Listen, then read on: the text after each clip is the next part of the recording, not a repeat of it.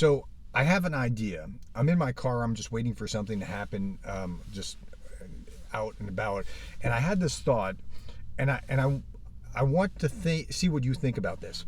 It used to be that time was on Russia's side, and it seemed very clear that that was the case for a long time. I think it switched. I think right now time is on Ukraine's side because of the ceasefire deal. So here's let me lay out what I'm thinking, and then you tell me what you think in the comments. So it now that there's a ceasefire deal, there's pressure on Russia to come to the ceasefire. Now, and Russia is saying we agree in principle, but they really don't want to do it, or we have to work out these details. It's because they don't want to do it. I know no one that's saying that they really want to do it. And then they're saying these absurd things like, well, we can have civilian peacekeepers that are unarmed, or you can't have any army. You have to remove your army before we come to the ceasefire negotiations, or those kind of silly things. Meanwhile, so it used to be that the Russians, the longer time goes on, they're running out the clock. Now it's the Ukrainians who they're going to build stronger. The Europeans are apparently aware, and they get the idea that something has significantly changed, and so they're starting to build where the Russians have already been on a war footing. But the Russians are already, like, let's say they're at like 40%. The Europeans are barely doing what they could, and they can expand, and Russia really doesn't have the room to expand. So that's piece number one.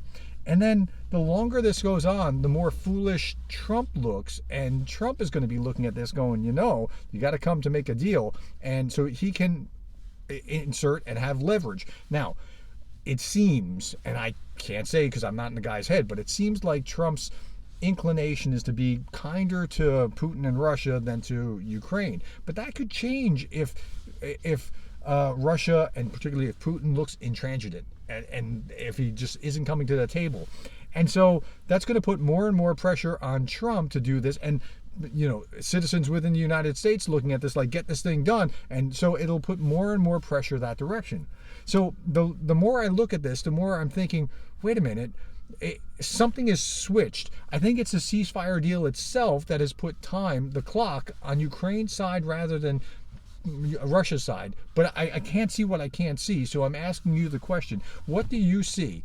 Because as long as the flow of arms keeps going to Ukraine, and the Europeans are going to pick up the pace where the Americans left off with the arms supplies, it seems like Russia has they've, I don't want to say that they lost and they just don't know it yet, but they're in a much worse shape than what they were before the peace deal was on the table. And they can say all they want, no, we want this, and delay and delay and delay, but at a certain point, the screws are going to have to get turned. And when Ukraine's saying, yes, we want this, we already signed on, we already agreed to it, and they don't, it's going to look very different. Tell me what you think about this in the comments below.